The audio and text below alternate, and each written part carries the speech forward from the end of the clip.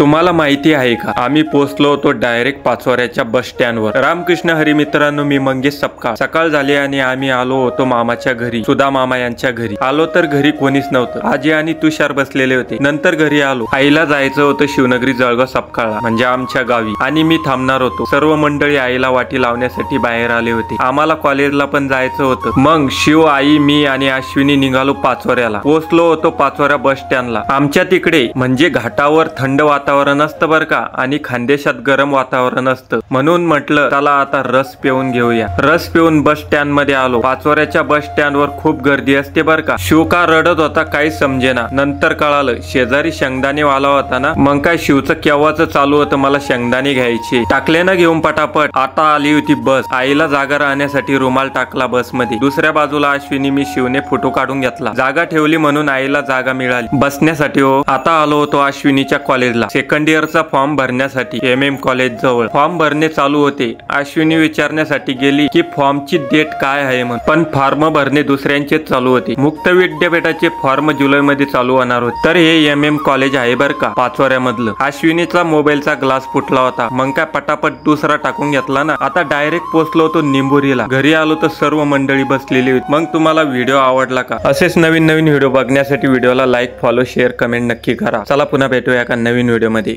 Ramakrishna Hari.